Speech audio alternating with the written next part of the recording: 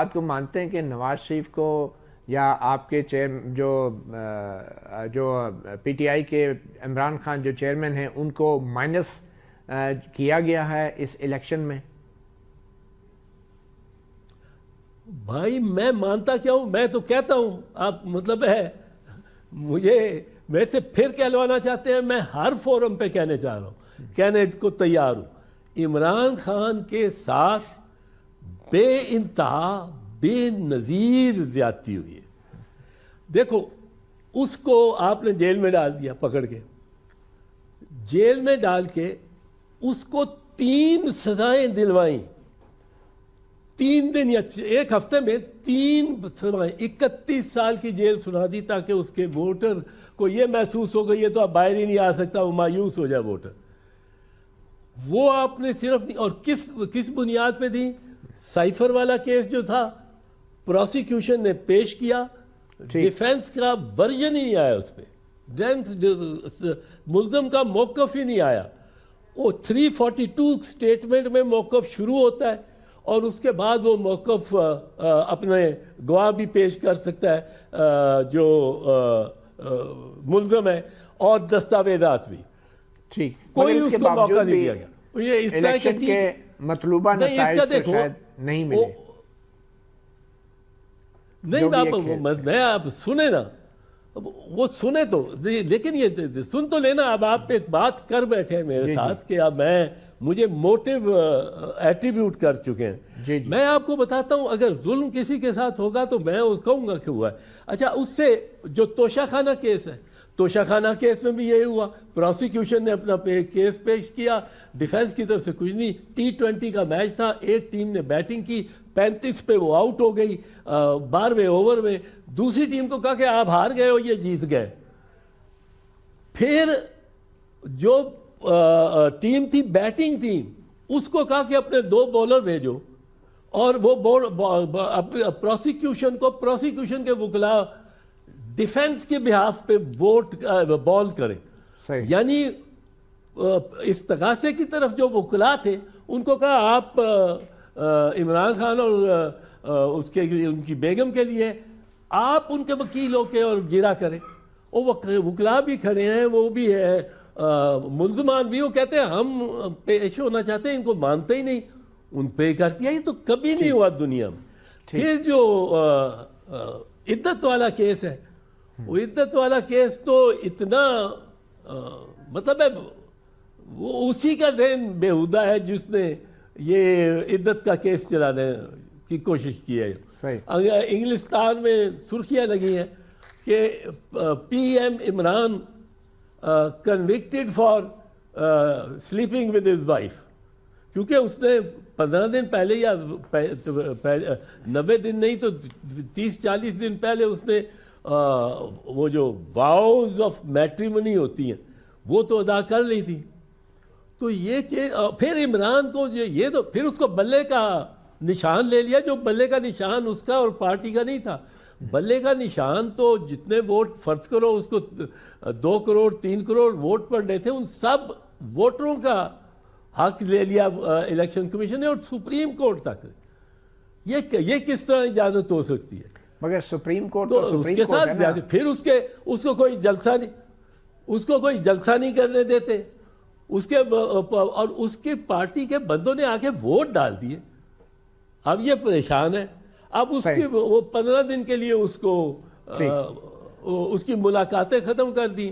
وہ تو بہت اس کا قد بڑھتا جاتا ہے جتنا یہ اس پہ۔ سر ایک چھوٹی سی بریک لیتے ہیں، اور بریک کے بعد واپس آپ کے پاس ہی آئیں گے۔ سوال یہی ہے کہ کیا عمران خان کے باہر آنے کے کوئی چانسز ہیں اب، اور کیا کوئی مفاہمت کا دروازہ کھلا ہے، اور آپ کے جو لیڈر ہیں آصف علی زرداری، وہ مفاہمت کے حوالے سے کوئی کردار ادا کر سکیں گے؟ ایک چھوٹی سی بریک کے بعد۔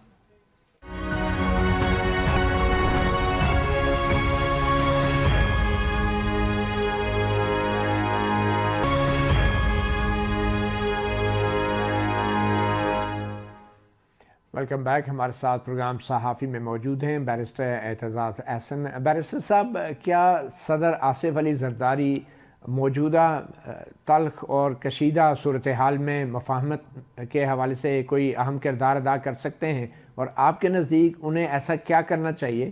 مگر اس کے ساتھ ساتھ کیا پی ٹی آئی یا پی ٹی آئی کے جو بانی ہیں جو جیل میں ہیں ان کو بھی کچھ کرنا چاہیے یا نہیں؟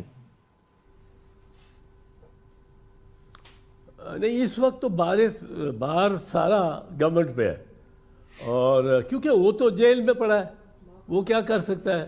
وہ منت سماجت کرے کہ جی مجھے چھوڑ دو، اس کو تو اور کوئی نہیں ہے، تو گورنمنٹ نے انیشیٹو لینا ہے جو بھی لینا ہے۔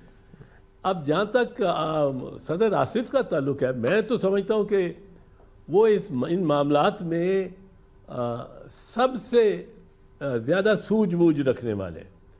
میں عمران کو کہتا تھا کہ تم بے شک کہو جو مرضی، میں تو یہاں تک کہتا ہوں بھائی تمہیں دل کرتا ہے کسی کو چور کہو، کسی کو جو مرضی کہو، لیکن میں کہتا تھا کہ عمران تم آصف زرداری کا لہجہ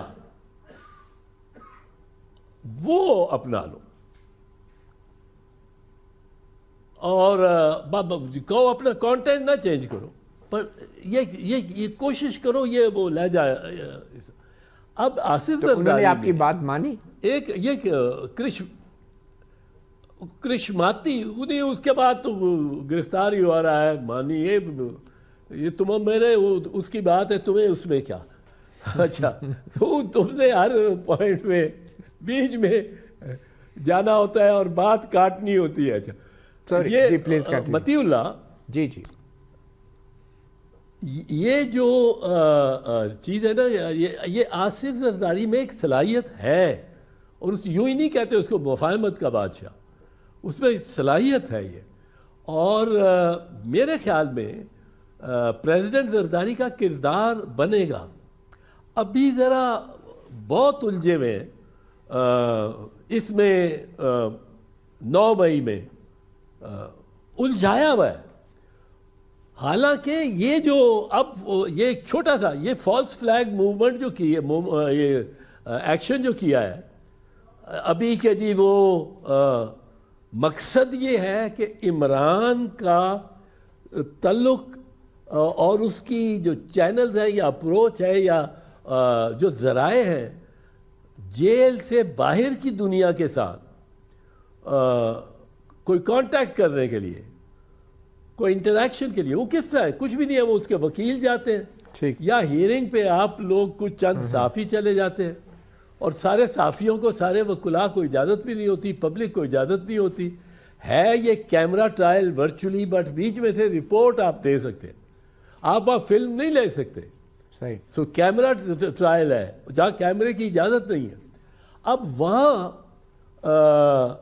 اس سے اس کو اور بیکاز اس انٹریکشن سے وہ ان کے ہاتھوں سیاسی طور پہ مارا نہیں جا رہا، مر نہیں رہا۔